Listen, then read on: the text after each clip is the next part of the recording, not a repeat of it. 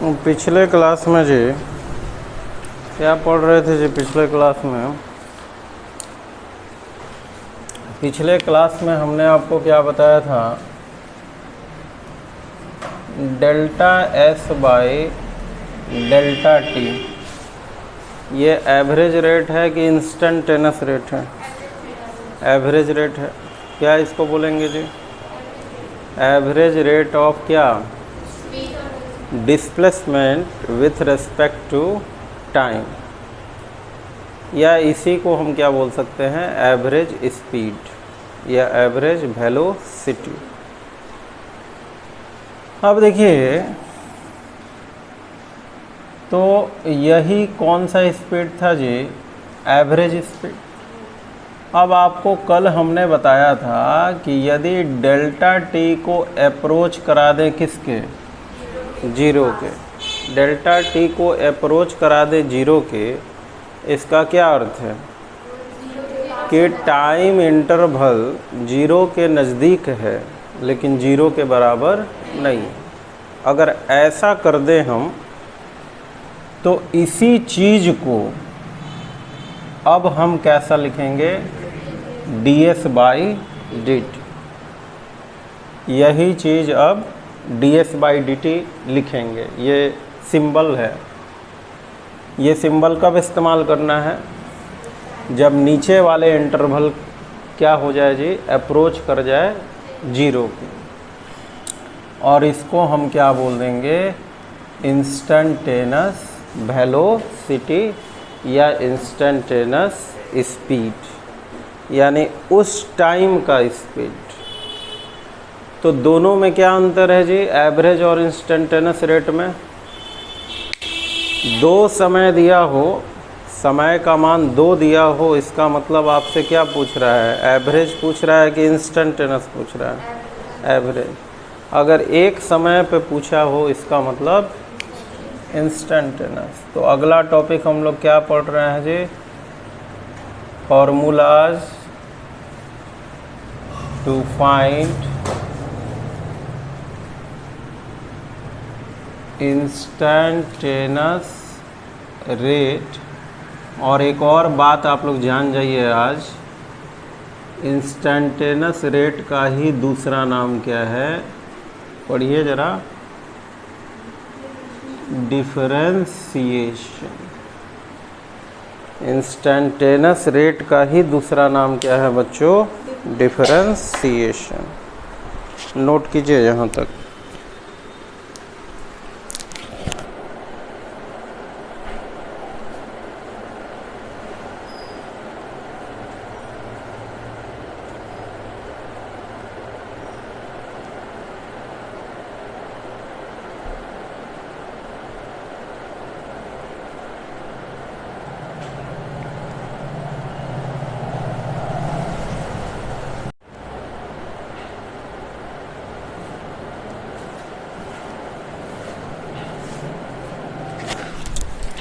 ये जी यहाँ तक।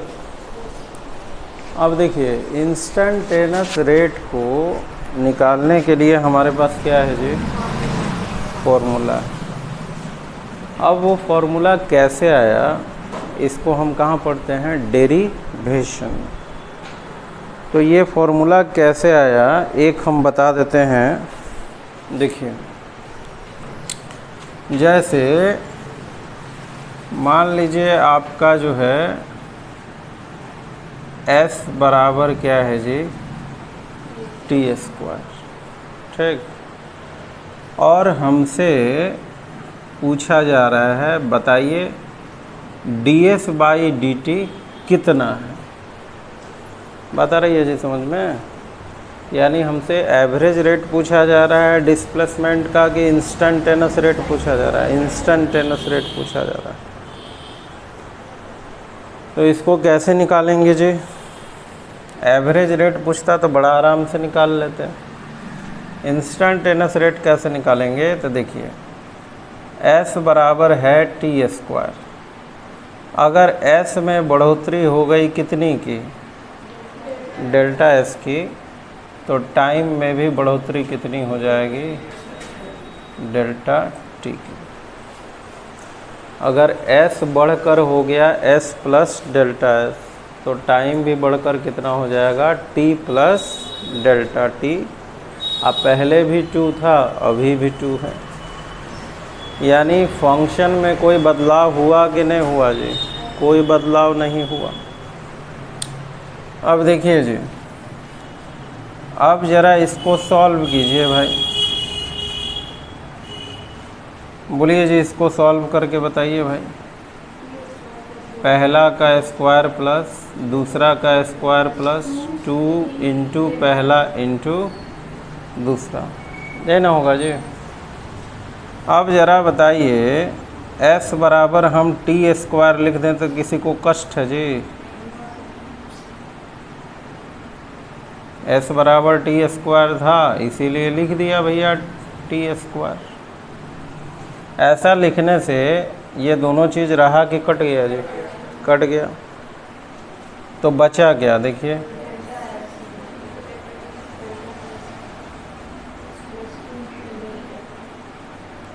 हुआ जी? इसमें कुछ कॉमन निकाल सकते हैं क्या आप?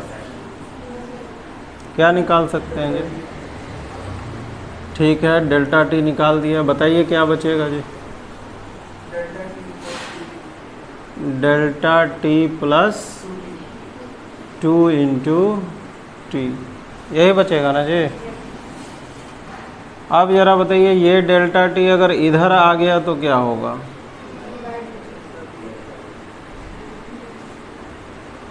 है ना जी? तो कितना बचेगा यहाँ बताइए?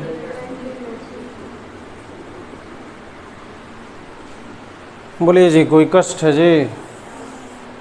अब ज़रा देखिए, ये क्या निकल गया बताइए ज़रा? एवरेज रेट निकल गया। लेकिन हमको ये चाहिए था क्या? नहीं चाहिए था। हमको क्या चाहिए था? इंस्टेंट, है ना? तो इसमें किसका इंटरवल अप्रोच करा दें 0 के? तो डेल्टा टी अगर अप्रोच करा दें 0 के तो delta s by delta T को क्या लिखेंगे? ds by D T. और जब 0 के नज़दीक करा ही दिए तो इसका मान कितना होगा? 0। तो बचेगा क्या? 2t। बोलिए जी, बात आई कि नहीं समझ में? अरे ये बात समझ में? अच्छा, इसी तरह ज़रा बनवाइए तो, अगर s बराबर t का पावर 3 रहता तब क्या होता जी? बनवा सकते हैं। देखिए, अगर s बराबर t का पावर 3 रहता तो फिर कैसे लिखते? s में बढ़ोतरी करा देते कितना? Delta s। फिर टाइम में भी बढ़ोतरी करा देते कितना? Delta t। अब पावर 3 था तो अभी भी क्या रहेगा? 3। अब ज़रा सॉल्व करो जी। s के जगह क्या लिख दें बताइए? इसको तोड़ने आता है? a प्लस बी का होल क्यूब। बताओ जी कितना होगा a प्लस बी का होल क्यूब? पहले का क्यूब प्लस दूसरे का क्यूब प्लस 3, बोलो 3a स्क्वायर भी होता है ना, तो T square delta T plus 3t delta T square. यही ना फॉर्मूला है जी a प्लस बी का होल क्यूब। नहीं पता है तो जाके घर पे देखिएगा और वैसे बैठाइएगा। हाँ बोलिए जी, कुछ कटता हुआ नज़र आ रहा होगा जी? टी क्या हो गया जी? कैंसिल। तो बचा क्या जी?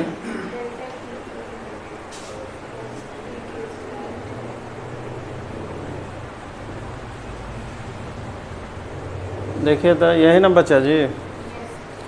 इसमें कॉमन कुछ निकलेगा जी? कॉमन बताइए जी, बताइए। तो ब्रैकेट में क्या होगा ज़रा बताइए? ब्रैकेट में delta T square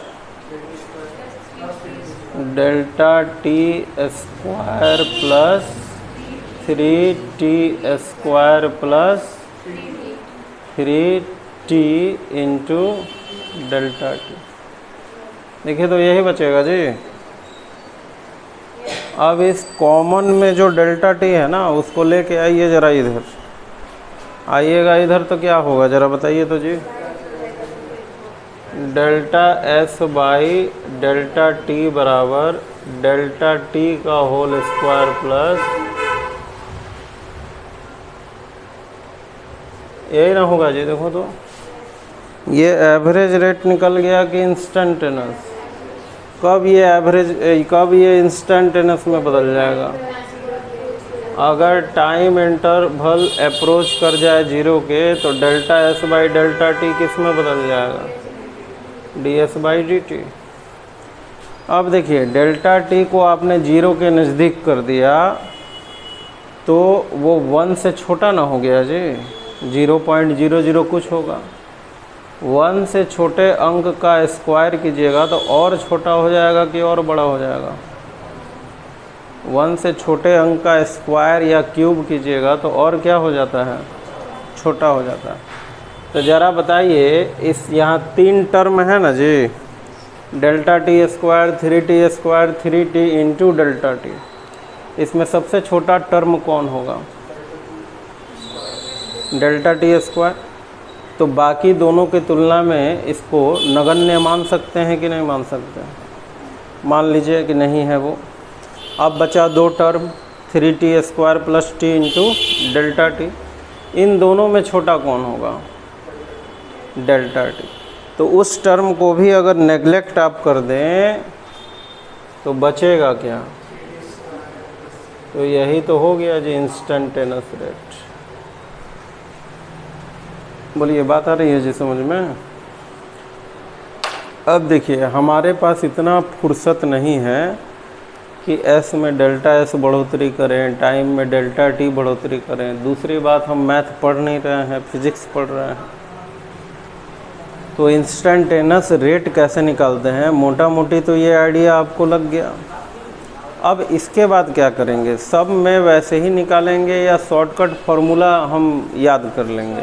shortcut formula याद कर लेंगे इंस्टेंटेनस रेट निकालने का, यानी डिफरेंशिएशन निकालने का। कैसे निकाला जाता है ये आपको समझ में आ गया। हर बार ऐसे करेंगे तो फिर हमारा बहुत लंबा प्रोसेस हो जाएगा और न्यूमेरिकल नहीं बन पाएगा। और फिजिक्स हमारा विषय है, ना कि मैथमेटिक्स। तो हम अभी इसके बाद ढेर सारा 5-6 फार्मूला हम देखेंगे। बस फार्मूला को याद करेंगे और दूसरा चीज़ क्या सीखेंगे, फार्मूला अप्लाई कैसे हो रहा है। ठीक, तो आपका फिजिक्स में कहीं कोई प्रॉब्लम होने नहीं जा रहा है। नोट कीजिए ज़रा यहाँ तक।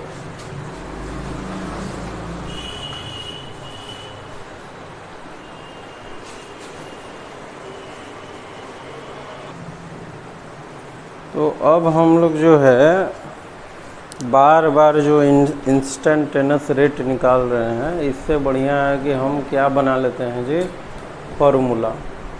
ठीक, अब यहाँ देखिए तो क्या लिखा है जी, y बराबर x का पावर n। कौन डिपेंडेंट है, कौन इंडिपेंडेंट है? x इंडिपेंडेंट है और y डिपेंडेंट है। बोलो तो एवरेज रेट कैसे लिखाएगा? डेल्टा x बटा डेल्टा y की डेल्टा y बटा डेल्टा x, डेल्टा y बटा delta x। Very good. Instantaneous rate यानी डिफरेंशिएशन कैसे लिखाएगा? dy by dx। अच्छा, इसको हम लोग क्या बोलते हैं जी? Power function. पावर है ना जी, x के ऊपर क्या है? पावर, इसलिए इसका नाम क्या हो गया? Power function. तो यदि y बराबर x का पावर n है, तब dy बाई dx, याद कर लीजिए आप, इतना होगा। यानी पावर को गुना करना है, उसके बाद इंडिपेंडेंट क्वांटिटी को लिखना है, और फिर पावर को क्या कर देना है? 1 बढ़ा देना है कि 1 कम कर देना है? 1 कम कर देना है। जैसे एक एग्जाम्पल्स हम लोग देखेंगे। अब y बराबर x का पावर अगर 8 हो तो बताइए तो dy बाई dx कितना होगा? 8x, 8 में से 1 कम कर दीजिए, हो गया आंसर। अब इसी को कैसे बनाते हैं, फिर y में बढ़ोतरी करते डेल्टा y, x में बढ़ोतरी करते डेल्टा x, फिर उतना सारा कैलकुलेशन होता, तब लास्ट में क्या आता, 8 गुना x का पावर 7। अच्छा, अब मान लीजिए ऐसे लिखा हो, ये पहले से किए हैं कि नहीं आप, ये क्वेश्चन अभी ना किए थे आप, s बराबर t²। बताइए इसका एवरेज रेट कैसे लिखेंगे, delta s by delta T, instantaneous rate यानी डिफरेंशिएशन ds बाई dt। अब बताइए कैसे इस फॉर्मूला कैसे बैठाएंगे, बताइए पहले क्या लिखेंगे 2, फिर जो इंडिपेंडेंट है उसको लिख देंगे और उसके पावर में बढ़ोतरी कर देंगे, 1 की घटोतरी कर देंगे। तो घटाइए ना भाई, 2 में 1 घटाइएगा तो कितना आएगा, तो 1 तो ऑलरेडी है यहाँ। देखिए इतना ही आंसर आया था कि नहीं पहले। अच्छा, ये भी तो अभी बनाया था जी हमने। बोलिए क्या लिखेंगे इसका डिफरेंशिएशन, ds बाई dt। बताइए 3 में 1 कम कितना, देखिए इतना ही आया था कि नहीं आया था। इसका बताइए जी आप लोग, y बराबर √x। बोलिए जी। तो अब लोग अब बच्चों में क्या कन्फ्यूजन हो जाएगा, सर ये तो पावर फंक्शन है ही नहीं, पावर फंक्शन नहीं है ये। अरे भैया इसी को हम कैसे लिखेंगे जी, x का पावर हाफ। अब आ गया भैया, n के जगह कितना है भाई 1/2। तो बताइए जी dy बाई dx कितना होगा, हाफ x और हाफ में 1 कम।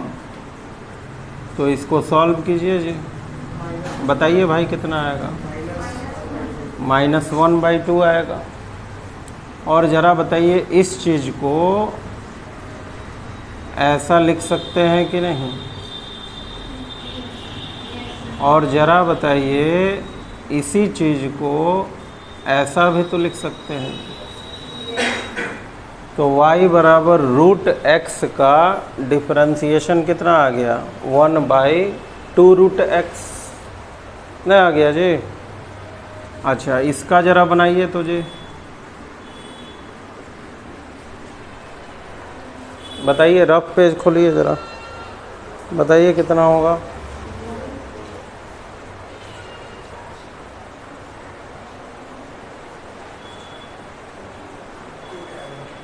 वन आएगा, वेरी गुड। पहले लिखेंगे क्या ये बताइए, यहाँ dy बाई dx, यहाँ कितना छुपा है जी 1 में 1 को घटा दीजिए, कितना हो जाएगा जी यहाँ 0, और किसी भी पावर का 0 क्या होता है 1। तो y बराबर अगर x है तो dy बाई dx कितना होगा 1 होगा। बोले जी मामला आ रहा है जी समझ में, इसको ज़रा बना के बताइए जी इसको।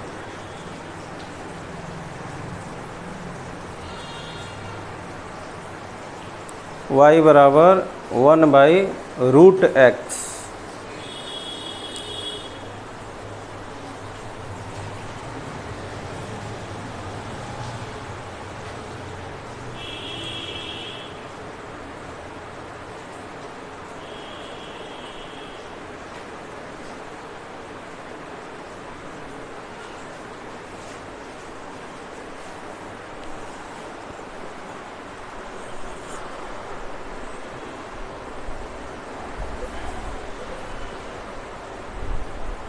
नहीं बन पा रहा है जी। अरे भैया इसको कैसे लिखिएगा आप, हाँ आंसर बताओ, तुम बताओ डेल्टा कहाँ से आ गया जी।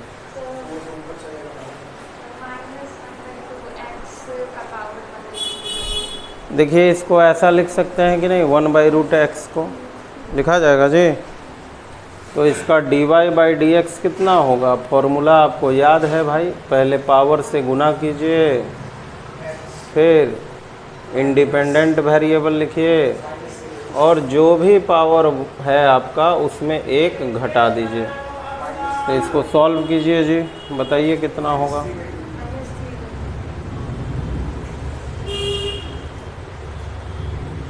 तो फाइनल बताइए जी। नहीं हो जाएगा जी इतना। तो ये आ जाएगा आपका, नोट कीजिए ज़रा।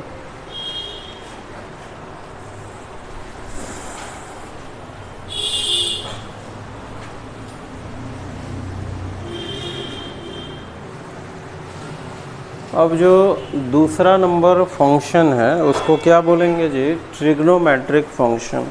इसका हमको इंस्टेंटेनियस रेट निकालना है, यानी कि डिफरेंशिएशन। तो फॉर्मूला देखिए क्या होगा। अगर अच्छा a यहाँ क्या है, a ज़रा बताइए तो, x का कोफिशिएंट, और b क्या है, जो बिना x के है। ठीक, तो इसका फॉर्मूला क्या होगा? पहले आप x का कोफिशिएंट लिखिए, फिर cos लिखिए ax प्लस b। ये फॉर्मूला हो गया। अब फॉर्मूला का इस्तेमाल कैसे करना है इसको समझिए ज़रा। ये फॉर्मूला आया कहाँ से होगा, समझ में आ गया जी?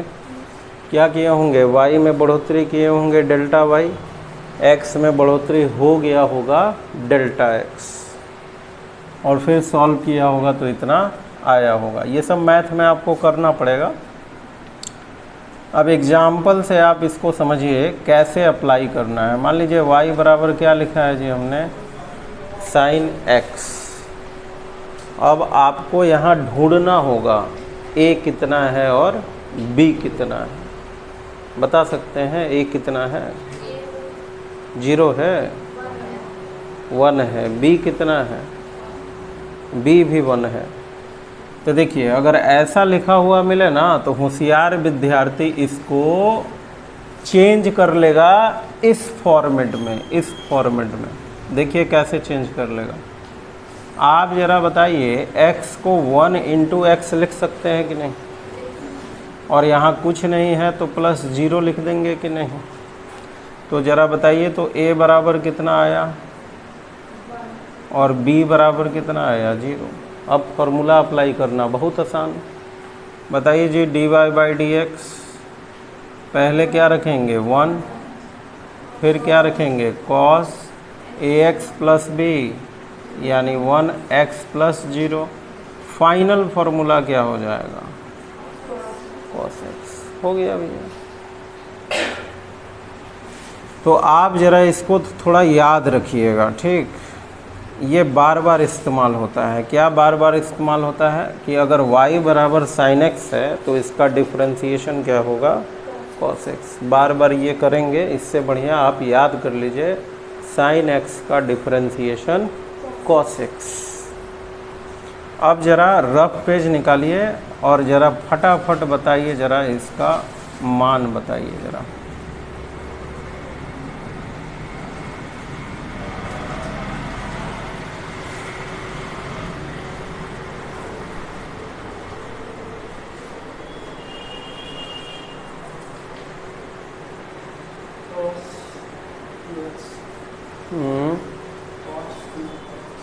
cos 2x गलत हो गया बाबू।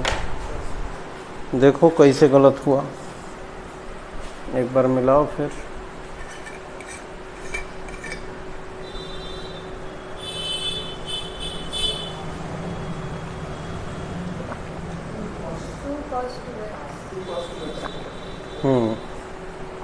अब सही है, 2 cos 2x। सबसे पहले ज़रा आप लोग बताइए जिनसे नहीं बना, यहाँ a कितना है जी? a 2 है, b कितना है जी? ये तो अब समझ में आ ही गया होगा आपको, a 2 है और b 0 है। तो dy बाई डी एक्स का फॉर्मूला देखिए, पहले क्या लिखना होता है? a। तो a कितना है? 2। फिर क्या लिखना होता है? cos, फिर ax प्लस b, तो 2x प्लस 0 यानी कितना 2x हो गया भैया। ये 2 दूनी 4 हो जाएगा। वो एंगल है और ये क्या है नंबर है। दोनों का एक दूसरे से लेना देना है कि नहीं है जी? नहीं है। इसका ज़रा बताइए जी।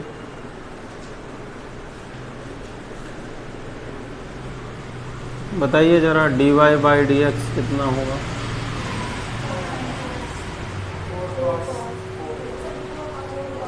फोर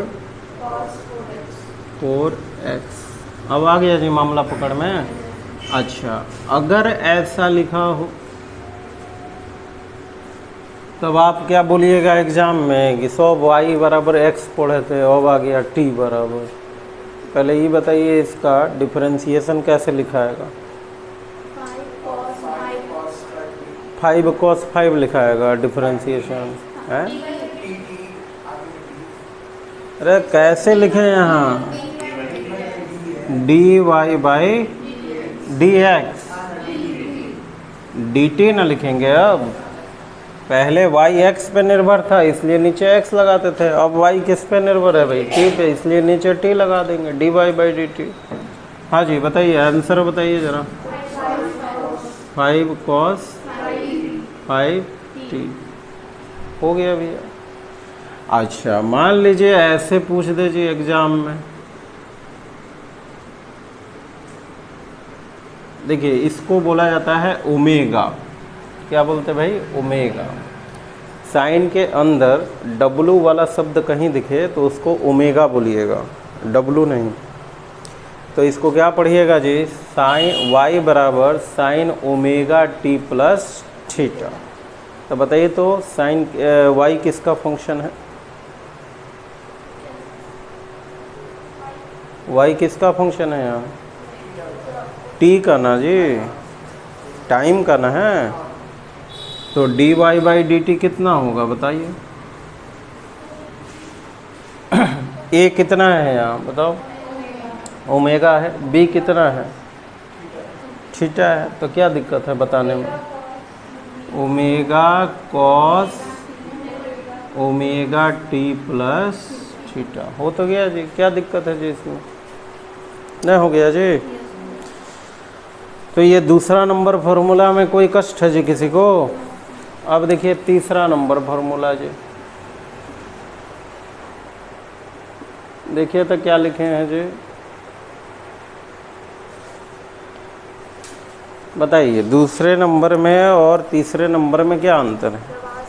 वहाँ साइन था, यहाँ कॉस है। दोनों में समानता क्या है बताइए? वो भी ट्रिग्नोमेट्रिक फंक्शन है, ये भी ट्रिग्नोमेट्रिक फंक्शन है। तो आप अगर कॉस वाला फंक्शन हो तो उसका फॉर्मूला याद कर लीजिए आप। उसका डिफरेंशिएशन या इंस्टेंटेनियस रेट, जो इच्छा हो वो बोलिए। देखिए कितना होगा, बोलिए जी। पकड़ में आया? फॉर्मूला ये है। कैसे आया इसके चक्कर में किसको पढ़ना है? मैथ वाले को कि बायो वाले को? मैथ वाला जब पढ़ाई होगा ना तो इससे ज़्यादा आपको पढ़ाया जाएगा। फ़िलहाल मैथ वाले जिनका पढ़ाई नहीं हुआ है और जो बायो वाले हैं, ये फार्मूला याद कीजिए और ये फार्मूला कैसे अप्लाई करना है इसको याद रखिए। तो चलिए जी, रफ पेज उठाइए ज़रा इसको और ज़रा धड़ाधड़ बताइए तो जी।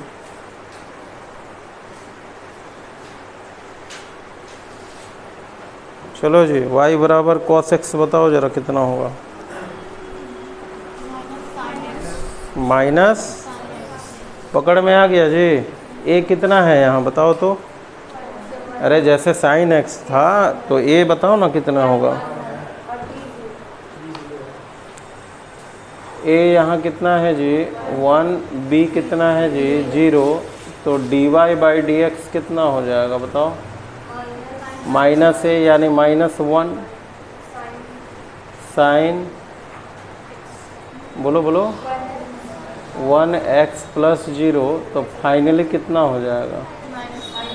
Minus sine x। इसको याद कर लीजिएगा। किसको याद कर लीजिएगा जी? जैसे साइन एक्स का डिफरेंशिएशन क्या आया था, कॉस एक्स, वैसे ही कॉस एक्स का डिफरेंशिएशन क्या आया, minus sine x.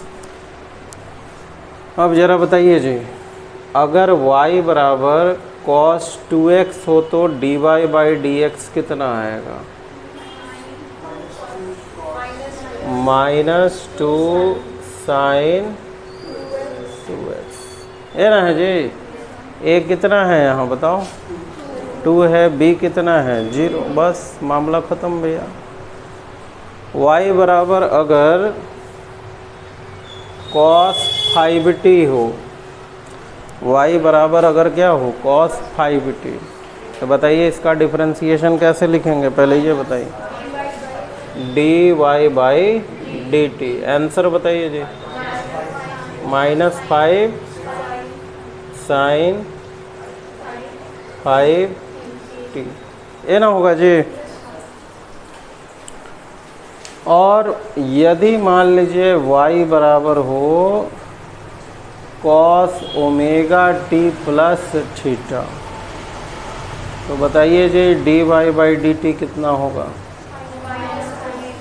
Minus omega sine omega T plus theta. पकड़ में आ गया भैया, साइन का भी और कॉस का भी। तो आज के लिए हम लोग इतना ही रखेंगे, ठीक है, अगले क्लास में फिर देखेंगे हम लोग।